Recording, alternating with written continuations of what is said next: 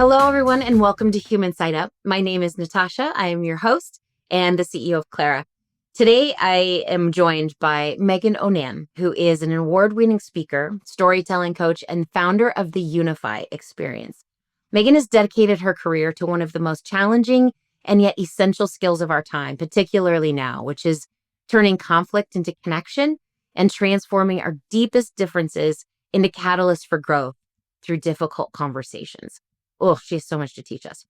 From her home base in Starkville, Mississippi, Meagan has built a remarkable speaking career that began with her own journey of courage, which was started by being outed in college and facing extreme rejection, and then choosing to return to her community to reshape relationships on her own terms. That very pivotal experience of vulnerability and resilience became the foundation for her life's work. Meagan is the author of 3 award-winning books, including Creating Your Heaven on Earth, Courage, Agreeing to Disagree is Not Enough, and her latest, Held and Free. Her work has earned recognition from some pretty incredible voices, including a personal note from Archbishop Desmond Tutu in response to her talk on forgiveness. She's been featured on Forbes.com and NPR and has an incredible TED Talk I encourage you all to listen to on what to do when you disagree with someone that you love. What makes Meagan's approach so powerful, in my opinion, is that her belief that true leadership isn't about avoiding our differences, but about confronting them with intention and emotional honesty, and that using them as fuel for creativity and healing is a winning combination. Living as an openly LGBTQ plus leader in a conservative community, she brings both personal authenticity and hard-won wisdom to conversations about bridging divides. Meagan, welcome to Human Side Up. I'm excited to dive in with you. Thank you for having me. Yes, Meagan O'Nan, thank you for being here. And it's early, and I know that that your preferred time is later in the day. So we will be as gracious and as easy as possible on letting things flow. But thank you for being here. Thank you for being willing to share, because we do try to dive in and get to the messy parts of being human. So right on. Thank you. So for listeners who don't know your story, I don't want to spend all of our time there, but I want them to know you and how you landed in this world of speaking and teaching others and in organizations how to walk forward and sort of find the two sides of the coin between fear and courage in leadership and in conversations, hard conversations with people. So tell us a little bit about you. Sure. My story begins, I grew up in Mississippi. In a family that's conservative Catholic, with 2 brothers. My parents are still married today, 55 years, I think. So very committed to each other. I grew up in a great childhood. I was very supported in everything, all of my endeavors, other than just being very different as a girl. I was a tomboy, and Southern culture doesn't really support that as a girl. At least it didn't at the time. I would say it probably still doesn't. But I grew up as an athlete, very confident, very spiritual, very in tune with myself, very responsible, and very in tune with the environment around me. I was very aware of Mississippi culture and its injustices, and it always was something I was passionate about, just equality and injustice in general. I remember being a child and practicing like MLK speeches in the shower and reading about Nelson Mandela and everything that was going on in the world or had gone on in the world, and just have always known that was such a big part of who I am. So later in my life, in my college years, I was outed by an ex-boyfriend while I was attending Mississippi State University. I was a 2-sport athlete at Mississippi State, basketball and softball, and had been looked up to as a leader in a lot of different sectors, not just as an athlete, but as an academic All-American. I was a National Strength and Conditioning All-American. I was head of the Fellowship of Christian Athletes as far as leading female athletes, doing Bible studies every week. And so this was just a very traumatic turning point for me, realizing that I'm gay and everyone finding out became a day from hell, essentially. I was getting phone calls from people from the FCA and all across campus. People were walking up to me, and the general consensus and opinion were the things I would hear were, Meagan, you're disgusting. Don't you know what you're doing is a sin? You make me sick. I was getting hate voicemails, really bad interactions, and finally uncovering that I had been outed. And then needing to go to my family's house to tell them before someone else told them, which is what I did, because small town Mississippi, secrets spread fast. And so I set my mom down. She wept, and my dad, the first thing he said was, "Don't you think you're going to go to hell?" And then my older brother, the first words out of his mouth were, "You should leave Mississippi because you'll be safer somewhere else."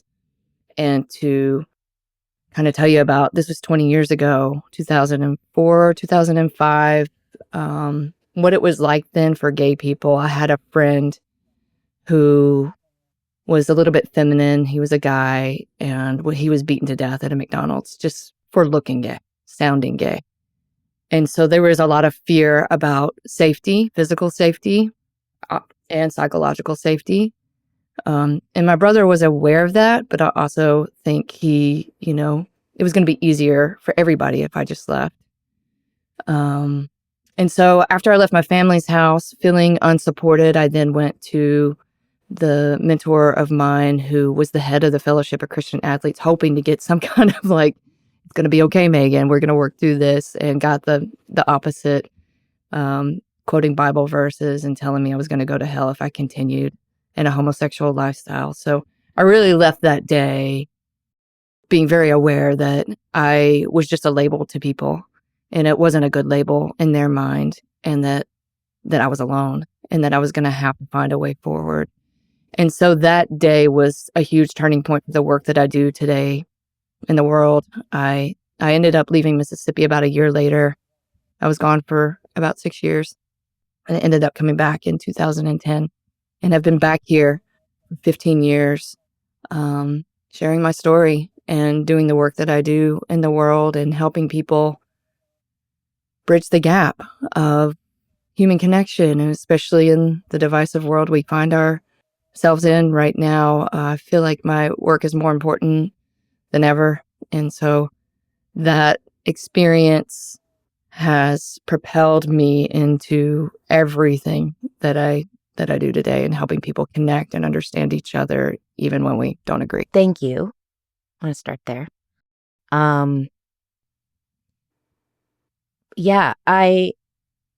My heart hurts for that experience, for that human that you were at that point in time, having those moments, knowing that is sadly not an unfamiliar story for many. Yeah. And so I appreciate you sharing that. Thank you. Yeah. And I also know that you've done a lot of work since then in restoring relationship and healing relationship with your family and folks. And as to your point, being back in your community and like blooming where you're planted, right? And that kind of thing. And so I know a lot has happened since then, which we'll kind of dig into.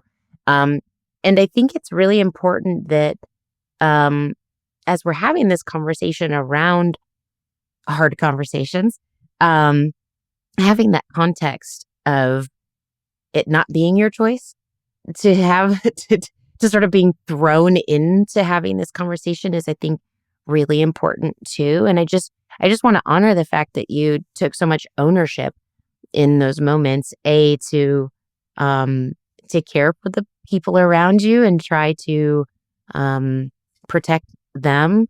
I know it sounds to me anyway, this may be an assumption on my part, so correct me if I'm wrong, that they also were probably trying to protect you and Absolutely. like reconcile all of this stuff with their love for you, which is really so often, right, where we land. And so I'd love to unpack that, because I think that as a leader in an organization, we have these personal relationships as well as these professional relationships where we have to have these conversations. And while I think, there's a lot of conversation around authenticity and your whole self versus your work self or your private self, there are differences, right? They're all part of who we are, but we certainly show up in places with different pieces of ourselves. Sure. And I think that's appropriate. But unpacking that and sort of how to have those conversations, I think there's so much to learn from you, right? Like, why should we recreate the wheel if others have done better than us before? So thank you in advance for doing some of that hard work. So thinking about all of that, one of the things I'd like to unpack a little bit would be, coming through that, we often, on this podcast anyway, think about like what the impact of these experiences are for us. And so I'd love to have you kind of take what you just shared and answer our sort of human side up question, which is, as a result of those things, as a result of this amazing childhood and this family and this growing up and then these experiences, what are a couple of things about you as a result of this, some words that you might own about yourself that may or may not be on a resume that you have come to know as true about you? And how did you sort of embrace them as true as you've moved forward? Great question. Never been asked that. The first word that comes to me is intentional. I don't take decisions lightly, and I'm very intentional about how I show up. And the other word that pops up is honest and just being real. That is the thing that has really saved me in the end. When we think about, so I love both of those, intentionality and honesty.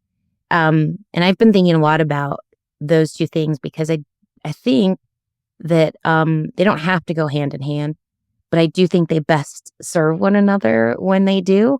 And on purpose, right. Is something that's so important. So when, as you were walking through your life, do you think that those two became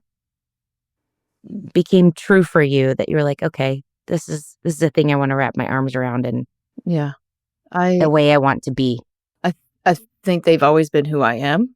A part of me I believe values such as these, not beliefs.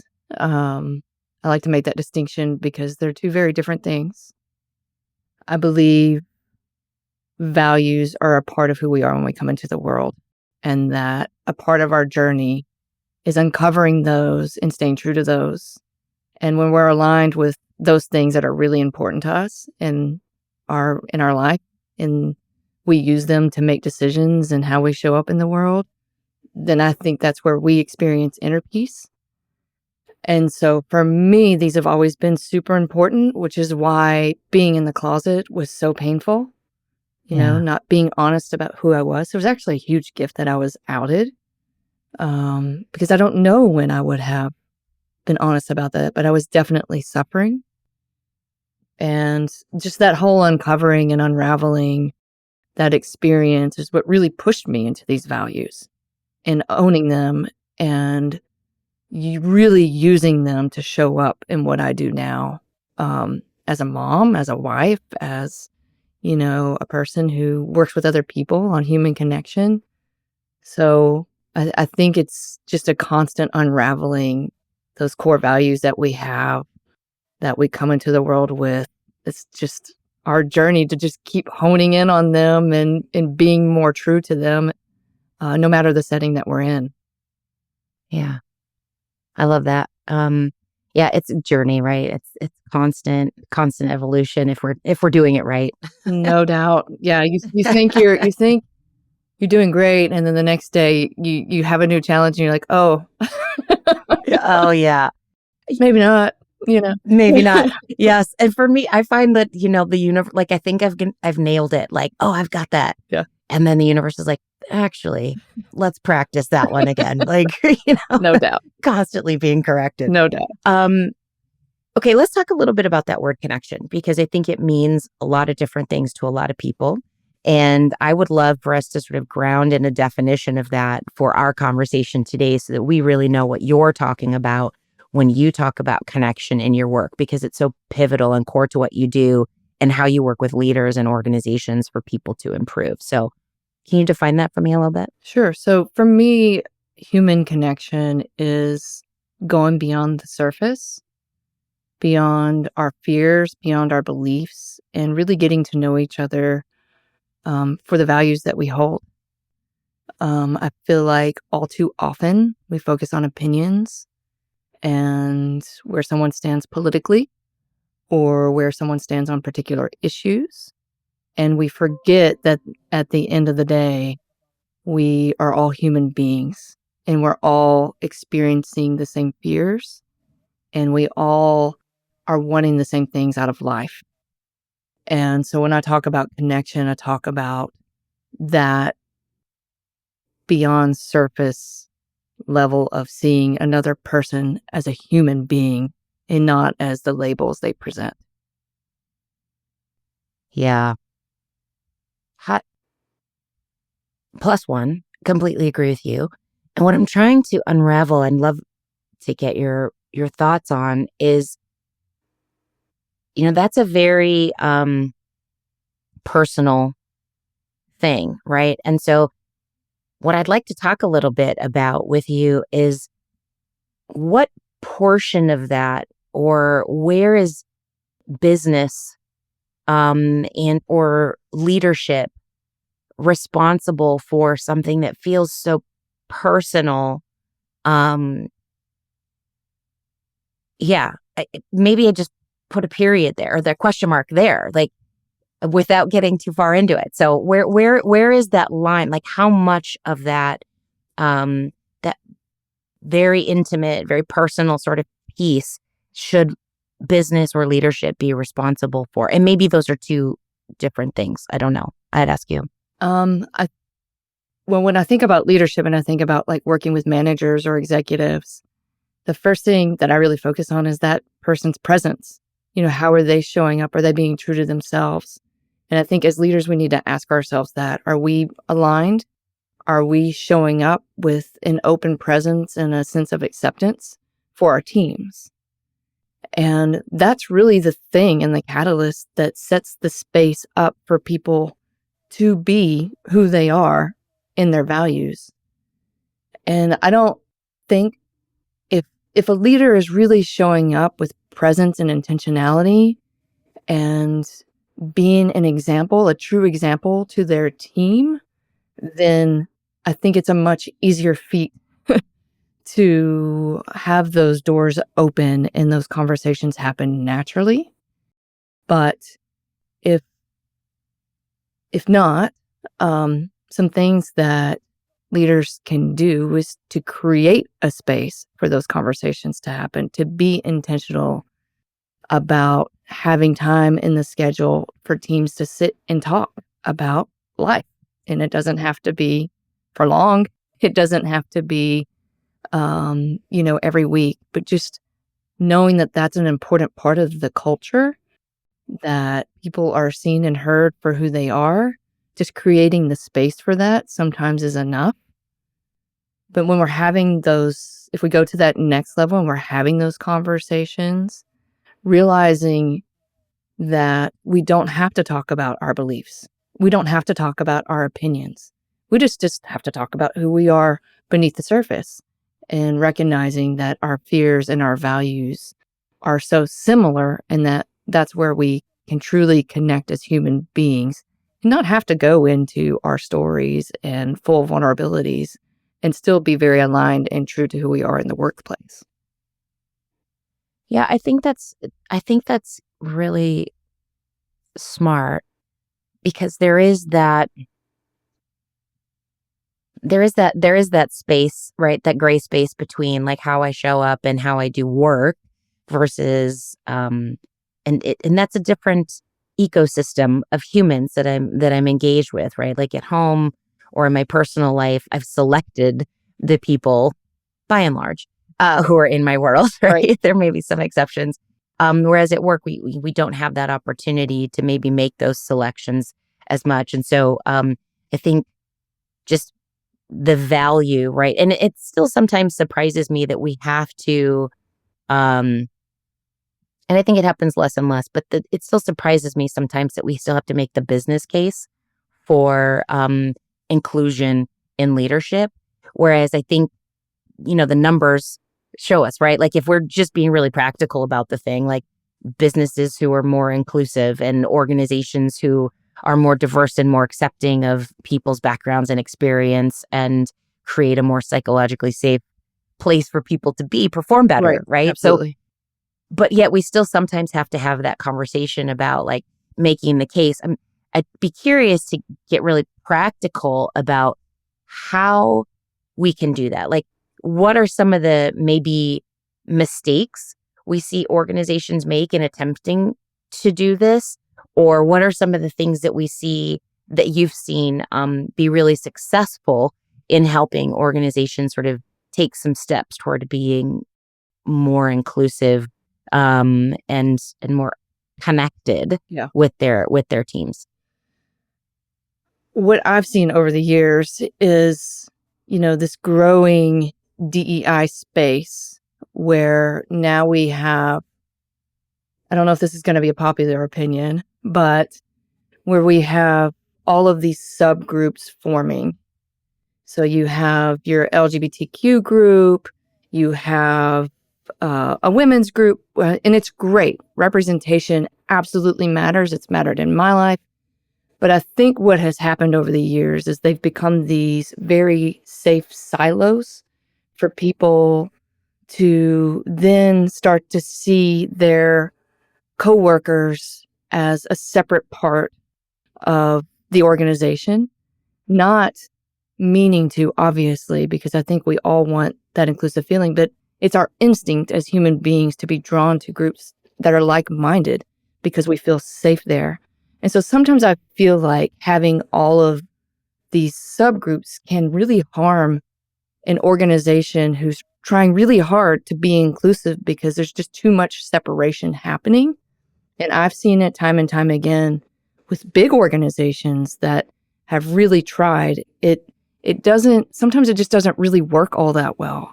And that there needs to be a bigger sense of the entire organization coming together and not in these silos that are actually making things harder for people to have these harder conversations because that space isn't being set. So while there's intentionality in having safe spaces, overall, that safe space isn't happening like totally. So I think that's been one thing as I've seen things kind of unravel in the last few years and things really shift and change, that there's a way to do this without having to like separate everyone into their like-minded groups where they feel the most safe. And so that's basically what my work has been, is helping make that transition. And I think it can be a very positive thing. But it's like getting out of that mindset that we need to separate to feel included. I love that you just went there, Meagan, because it is, to your point, it may not necessarily be a popular sentiment in certain circles, right? Especially those folks who work in DEIB or those types of things. And right, because we have to hold disparate things is also true. There's a lot of truth in what you said, in that it's wonderful to have access and opportunity to being with folks who are like us and knowing we're not alone in an organization. And there is a risk that then we become, to your point, to use the word you use, siloed, right? That we don't necessarily work on the connective tissue between those little nodes within the organization. And so much of our energy kind of stops there. So it's harder to do it right? To be able to have those groups where people do feel connected and they are connected to the other women or, queer folk or African American, whatever, groups in their organization. and to be aligned as to the organization as a whole. So I think there's a balance. That's the challenge. Yeah, there really You is. can It have has those to be things, but the emphasis can't be on only that. that. Yeah. Yeah. There's definitely a have this space and then work out, and maybe there are things like there are specific things that are unique to being a woman in an organization, right? Or whatever, Right. however you identify. And yet, if we don't then tie that back to the role that we play in the larger organization, there's a miss there. So I really think that's a very valuable thing that you've pointed out is a common mistake. And I think it is, as to do the hard work around that. It leads me to something that I've heard you say in a few interviews and probably have written about too, is that agree to disagree doesn't always cut the mustard, right? Like that doesn't actually. It feels like when we think about that, having hard conversations, agreeing to disagree is not having the hard conversation. It's not doing the work. It's saying, okay, you sit over there, I'll sit over here. Yeah. And it kind of goes to that notion you were just talking about how these groups Yeah. can sometimes contribute to that disconnection rather than connection. I'd love to hear your take a little bit on how unresolved conflict within teams can sort of masquerade as cultural differences or sort of personality clashes, and what are some tips that leaders can use to help overcome that and bring folks together? Well, I'll start where this kind of originated was after I moved back to Mississippi in 2010. And what I heard from other people who were trying to be accepting was, Meagan, I love you, but I disagree with your lifestyle. And I remember it always just stinging, like there was this hurt that, no, you're not accepting me fully. You're not seeing me fully, because there's no need to say that. What point does it serve other than me feeling hurt by it? And so I was always very curious about, why does everyone need to say this to me? And I actually wrote a book on this topic. And then my TED Talk is called What to Do When You Disagree with Someone You Love, that I gave this year. So I'm very passionate. Which is wonderful. Oh, by the thank way. you. So I'm very passionate about this topic, and living where I live, where I am completely different than everyone else. I'm not Christian. I'm very spiritual. I'm, an openly gay woman with a daughter, and we live very openly about who we are. And so most rooms that I walk in, I'm the one that stands out, because I'm the one that makes people uncomfortable. And so that's the source of where this comes from, is just continuously being in a place where this challenges me, this whole idea, this whole concept, and trying to get to beneath the surface with other people, even when they don't necessarily want that.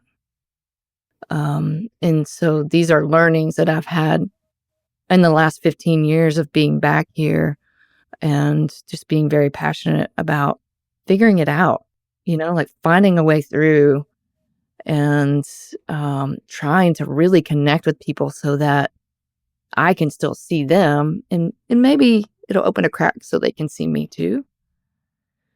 And so when I talk about agreeing to disagree, like you said, it's a surface level agreement that we're making. We're not going beyond the surface and seeing the other person as the human being that they are. What we're seeing is the belief or the opinion they have, or the label that you have around that belief or opinion. Because you may believe something, and the person next to you may believe the exact same thing. But depending on where you're from and how you grew up, that belief is going to feel very different to each of you. And so if we're not digging a little bit deeper beyond the belief or the opinion to our values and our fears, I know I keep saying that, then we're not really moving forward in growing as a human being, first of all, and giving ourselves the opportunity for our hearts to expand. And we're not giving the other person the same opportunity to see us. So it's an equal part relationship that we all have to agree to meet somewhere beyond agreeing to disagree. And in organizations, I know that that's a tall mountain to climb because we're busy and we have things to get done and we have goals. And this goes back to my original comment of creating that space, allowing your teams to have these conversations facilitated so that we can go beyond agreeing to disagree and not just see each other as labels, because that's where the breakdown really starts. As soon as you see someone as a label of any kind, then that's where we get stuck. And so being able to go beyond that surface is really, really important. So as a leader, I think one of the things that I encounter with some of my colleagues is there's a little bit of a, I have to do that too, right? Like on top of the 97 other things that I'm responsible for.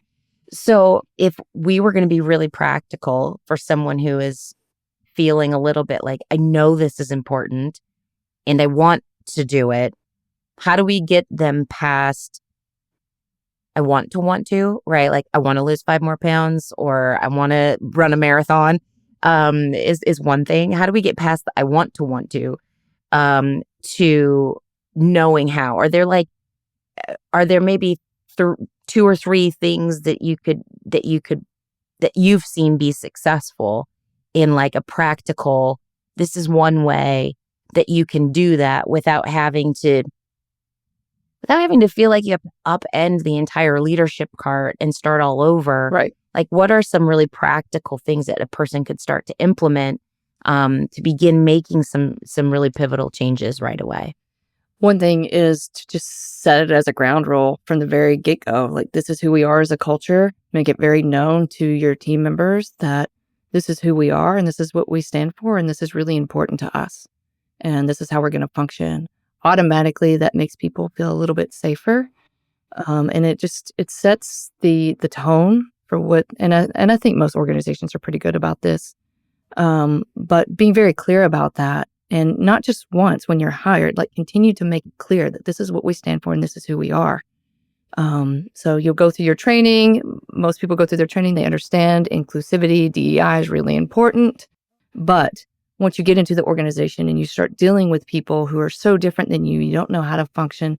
Sometimes we get so caught up in just the goals and the busyness that we forget that that's the intentionality of the organization. So continuing to make that known, I think is really, really important. And it's not a hard thing to do, right? Like we can continue to say as leaders, this is really important to us. Everyone needs to be seen and heard and feel safe, and just continue to make that a part of the conversation and not just as you're entering an organization or when conflict comes up. So that's something that I think leaders can do and continue to communicate and just be very intentional about making sure people know this is where we stand. The other thing I've seen work pretty well is organizations who allow, once a month for an employee or a couple of employees to stand up and just tell their stories. This is where I'm from, this is who I am, and just allowing people to get to know people beyond work. And it's a fun team building thing to do. It's not that hard to set up for 30 minutes where people can share their story. I've seen that work really, really well across all differences, and people love it. People love to hear other people's stories. They love to see each other in each other's stories, and it's just a quick and simple thing that you just create a little bit of time for. And if people really, really want to dig deep and have a little bit more conversation, always bring in an outside facilitator or an outside speaker to help you create those conversations. And it doesn't have to be, that often. Just having that presence and that outside perspective, I think, is always so helpful in facilitating conversations that are a little bit harder. Yeah. So one of the things that comes to mind for me, actually there are two. One is having a framework around which hard conversations can happen. Because I think if I'm looking at this from my own experience, in our organization, we use the trust triangle, Francis Fry and Ann Morris. Great. If you're unfamiliar, and I believe you are, but if anyone listening is unfamiliar, check it out. Would highly recommend. But the reason why we use it, and you can use any framework, but it gives the shared language for, to your point, hey, it's one thing to say, this is who we are as an organization. It's another thing to execute on that, right? We've all worked in organizations where it's something written on the wall that doesn't really Exactly. mean anything. So having that framework around which people can ask those questions or talk about those, I think is really helpful. And then another thing that comes up for me is sometimes we're going to get it wrong, right? Like this is who we are as an organization. This does matter to us, and we're not always going to get it right. So if we're not, let us know, right? Like let's have that hard conversation so that we can continue to get better, because it does take practice. Totally. Right? Like we don't know how to do We're all this with human each other. beings, right? And That's it. different people Yes. push different buttons and challenge us in different ways. So setting that tone matters. Definitely. So when we think about the fact that hard conversations are hard, I would be curious to just get the role that you see sort of self-awareness playing when someone is trying to be more inclusive as a leader.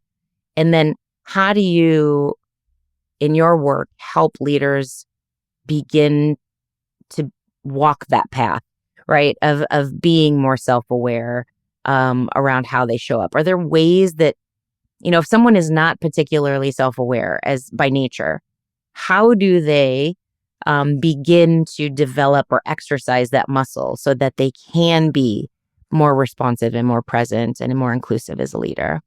Self-care. Helping people realize how important it is to take that time for yourself. And again, I know this is not an answer that leaders like to hear, because we are very consumed by our roles and what we play in our organization, and our society is not super supportive of the idea of taking that mental health time. I think we're getting better. I think we're aware that that's happening, but when I talk to leaders who are consumed and overwhelmed and struggling, the one thing that's always missing is just that care of self. How can we make decisions from an aligned place if we're not in tune with where we are, if we're not accepting where we are in our own life and being in touch with the leader we want to be? I don't think it's possible. I think you can probably get away with it for a little while, but it'll catch up. And so, again, not a popular opinion, but I've seen it in my own life, and my life is a good example of when I'm not taking good care and I'm not staying in touch. Everything is just so much harder, and I can't see as clearly. And I don't make decisions. I make decisions out of fear instead of out of knowing, if that makes sense. So that's always the first place I start. Yeah, that is a very telling, that's the tell, right? In leadership, when I think you absolutely nailed it, when you start making decisions out of fear versus knowing, there is a misalignment somewhere. And that's the most harmful, as a leader, because A, we're making bad business decisions. But B, we're making bad people decisions. And typically, it's that fear of failing or not being enough, right? It's all the human stuff. Exactly. that makes us afraid. I really appreciate that. And something that I remember from one of your talks is that you led with the question, and I believe this was in conversation with your mom, and it sort of laid the foundation for the work you were doing coming after. Is, rather than starting with your own feelings, you started with, what were you afraid of in that moment? And to me, that's just a really powerful question especially for a leader. And like, no joke, as I was listening to that, even this morning, something came up for me where I found myself sort of reacting to this thing that, to an email that we received where something had gone sideways. Like it's business, nothing's perfect, right? Like, something's always going to go sideways. And it did. And my reaction was not that great. And it wasn't to anyone. It was just in my own head. It was very early this morning. Not that I have not reacted poorly to others. I certainly have. We all do. Yeah, we all do. But in this particular one, I was like in the moment and I was preparing for this conversation. And so I actually just paused and was like, what are you afraid of? Like, what did that email just trigger for you? And it was 30 seconds of reflection. So it didn't take a ton of time and it didn't, derail anything. Yeah. But that 36 seconds in identifying this is triggering just a bigger concern around failure in a particular area that is keeping me up at night. And this was the response to, allowed me to like take 2 steps back and say, okay, how else can we solve or address the thing?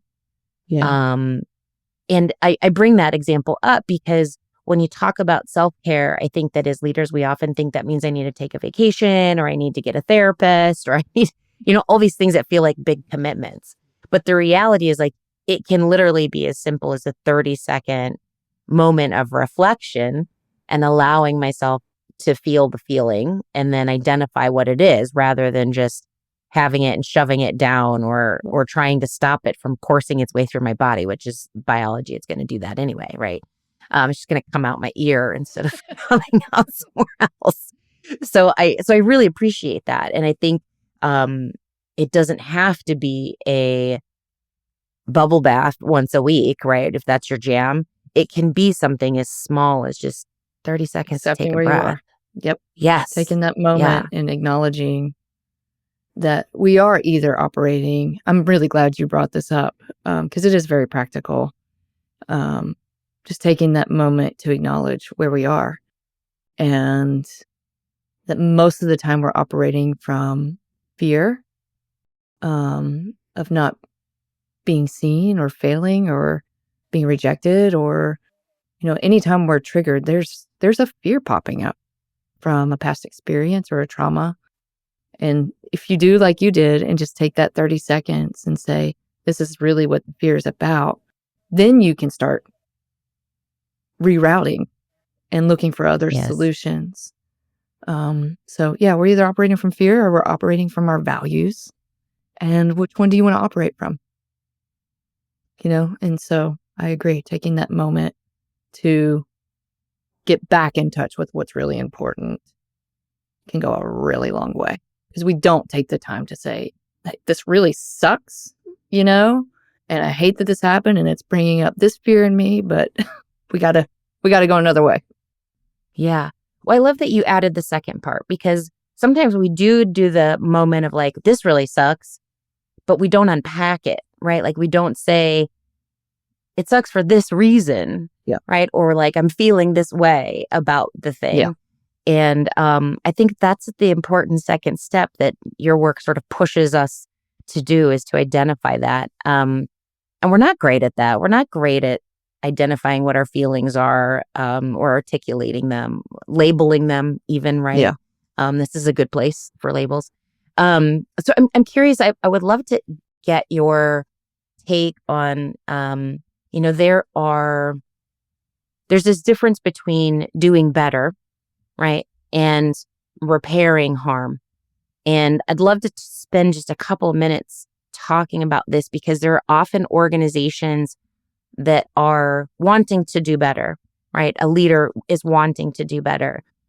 And yet sometimes there's this relationship between, if we're starting from scratch, right, it's much easier to do better than we did the last time. Right.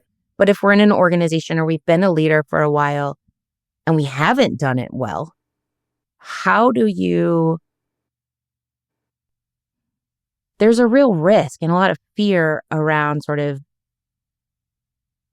acknowledging I might need to do some repair work here before I can... It's putting the cart before the horse. Like, I want to get better, but to get better, I also need to be able to do this repair work, because I may not be taken seriously, or I might be doing all of these things and it's going to backfire because I haven't done the repair work that I need to do. So can you talk a little bit about how a leader might need to take a step or two back, and what that practically looks like for them before they can then take those steps forward? I think there are a lot of ways to go about it. The way I would choose, if I were in a position like this, is to just be really real and really honest and really vulnerable with whoever I need to be vulnerable with. When things are conflicted and complex, I feel like the best way through is to just be as real as possible about the situation with everyone involved. 9 times out of 10, at least what I've seen in my experience, having and being willing to have those hard conversations from a place of true authenticity and vulnerability always moves the needle. And if it doesn't move the needle, maybe it's not the right place for you. I've been in some pretty tense situations personally and professionally, have faced a lot of conflict, and I've seen a lot of leaders be in similar positions like this. And not a popular opinion once again, but I operate very differently just based on my experiences, is that approaching these situations with vulnerability and a call for teamwork and a call for people to open their hearts and open the doors, I feel like sometimes is the only way to having any door open so that there can be greater clarity on the other side. So I know that may sound like a little bit esoteric, but to me, we're dealing with human beings here. Like, feel like when we're in those situations, if our hearts are not being opened, and they are, this is research based. They're opened by human emotion, and being open and vulnerable. If we're not doing that, then we don't really have a starting place. Yeah, you're asking people to do hard stuff. I am, and I would not say this if I hadn't done it myself. Yeah, and seen its rewards. That's the thing. I mean, and I feel like,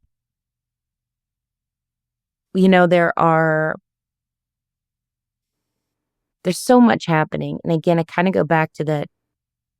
It's not an excuse. It is a reality that leaders have a lot on their plates, right? And they are typically in that position because they've been able to, I call it sort of keeping the peas from falling off the plate, right? Yeah. They're able to do that to a degree often that is different than other folks. And so they end up in these positions.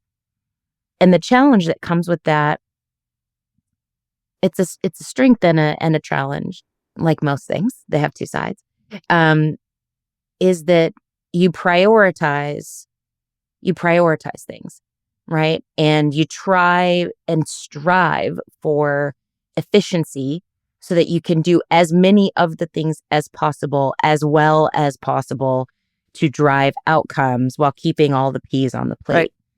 And so what you're asking people to do is hard.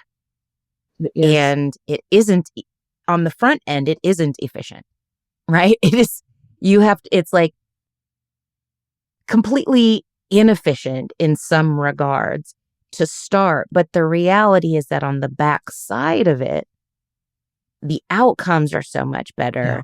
But it's like you have to make it a priority. You have to do that work on the front end for things to be better on the backside. Yeah. And it is a hard decision to make. Yeah, it really And is. some folks don't, right? Absolutely. And maybe now is not the right time for them. And that means it's going to be harder for longer. And yet it is a choice that has to be made. And so you're asking us to do hard things. I'm just acknowledging again, like, well, and I want to give you a real world example too. Like I was working with a local Toyota plant when Toyota started changing its policies, and each plant is its own culture, right? Like Toyota has its overall culture, and then each plant is very different. And the plant here in Mississippi has worked very hard on being as inclusive as possible for all people. And I've been a part of a lot of that journey. But what I saw them do that I was so proud of was when the overall organization said, hey, these are the policies we're going to change, and this is how DEI is going to look. And, and everyone in the plant was in array and confused and didn't know what to do from the top to the bottom. And they consulted me and said, hey, how should we handle this? And I said, you have to talk about your fears. What are you afraid of? What are you afraid of? And just be honest with each other and have this hard conversation. And I promise you, it's going to be okay. And they did the work, and they had the hard conversation all the way from the top, all the way to the bottom. All of the people who represented all of the groups, they all came together and had the hard conversation, and they're finding their way. It doesn't look anything like how it used to be, but they took that moment and said, hey, this is more important that we have this human-to-human interaction and be real with each other. And it's the only way we can move forward and everyone feel a part of it. So I was really proud of them for representing that truth and diving in and being willing. Yeah. I'm really encouraged by that, right? Because sometimes too, we make excuses at larger organizations that, well, I mean, it's this massive organization and we have, and even by larger, we have 250 people. We don't have 10 people to have this conversation with. We have 250, or we have 2,000, or we have 40,000 employees. How do we do this? And so it's very encouraging, right? You start in one place, and it just has to be one human at a time, right? And again, that hard work that takes a little while to do. But it's very encouraging. I'm actually already thinking about a conversation that I need to have later today, and reframing, my tendencies to, I know that I do this as a leader, is like when someone asks me a question, my brain works in such a way that I'm like, here are the 47 things I'm thinking about as you're bringing this to me. Right. And I answer very sort of factually. And in this instance, that this conversation I'm thinking about, all of those things are still true. And we talk a lot about those. But what is, I think, will be different as I'm walking into this is just saying, you already know these pieces, right? What you don't know, what I haven't talked about is here's not my concern, right? Because that's something that I do, but it feels a little bit, there's a little bit of a disconnect, right? Like when you're talking about a concern, it's almost like your emotions are sort of removed from the thing. Sure. That vulnerability is removed from it. But here's my fear. Yeah. And to just call it a fear versus a concern, even like that language totally is different. It's so right? different because we can all relate to it. When you hear concern, you hear judgment. And when you hear Yeah. fear, you hear a human being just being real. They're very different Yeah. energies. I mean, even, my wife was struggling with her assistant in the last few weeks. And she's like, "What do I do? What do I do?" I'm like, "Be real. Just be Yeah. honest. Just open that door." And everything has shifted since that conversation in their dynamic. Everything. And it's going Yeah. great. So it's those little moments, and they don't have to last an hour.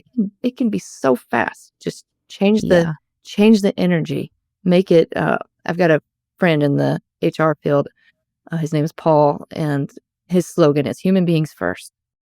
And if we approach it from that, including ourselves as leaders, we're humans too, Yeah. then that's what serves everyone best in the end. Yeah.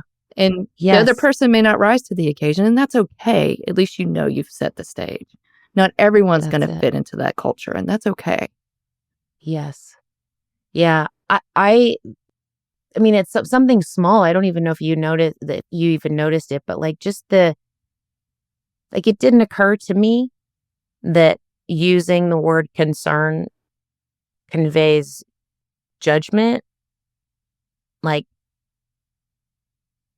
I don't, self-awareness, like a light bulb just went off over my head. So just FYI, that even me thinking about like, oh, like, I mean, I knew it was a little bit removed from emotion, but I wasn't even associating that other layer Right. of there being that criticism. So yeah, you've just opened up some things for me, Meagan. So my afternoon's going to look different than I hope it looks For different sure, it will be great. than I anticipated. Yeah, this is awesome. Um, this has been great. And I know you also talk a lot about storytelling, and we didn't get to that, but I appreciate that there is this the humanity of the thing is so evident and so obvious and what you're asking us to do. And while it's very simple, it is not easy. Agreed. And I'm so grateful that you're doing the work to help us do the work. So thank you for that. Um, I have two more questions for you before we go. Okay. One is there something that I should have asked you about that I didn't, or something you want to leave us with? I think just a reminder, and this is for me too, because I mean, we're all challenged all the time in human connection, is just remember that we all have that courage. We all have the courage to say the thing in the tough moment. And when you activate that muscle, that courageous muscle, it's easier next time because you will see that the result in being vulnerable and being real and being authentic is worth it. Because, like I said, 9 times out of 10, there's going to be a response that is incredible, that will move you and make you think about it differently. So just like that moment of courage is worth it. And we all have that inside of ourselves. Yeah, I love it. It's that practice, stretching that muscle a little bit. That's awesome. And then, sort of lastly, like, how can our people, our listeners, be helpful to you?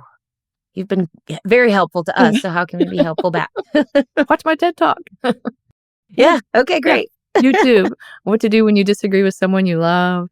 I mean, yeah, my website hosts all of my work, meaganonan.com. And yeah, just write in if you have questions or if I can be helpful, and here to serve. So Awesome. We will link to your website and to those talks in the show notes. So thank you for that. Yeah. And thanks for making time this Thank morning. you. I And really enjoyed our conversation. likewise, thank you very much. I mean, calm waters run deep, don't they? Megan's energy is so smooth and so calming. I should have asked if that comes from her genetics or from years of practice. But at the end of the day, what really resonated most deeply for me was that she constantly kept coming back to intentionality and honesty. And it's so simple. And at times during that conversation, I'm sure you heard, I really wanted to press for an actionable item. I'm such a doer. Like, what can I do? What can I do? But the reality is that when you hear in a hard conversation, to hear it. You have to be, not do.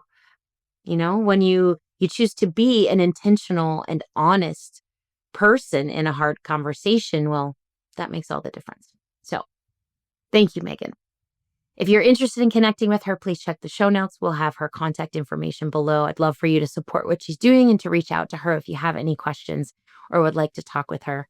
And in the meantime, I look forward to seeing you next time. And until then, keep the human side up.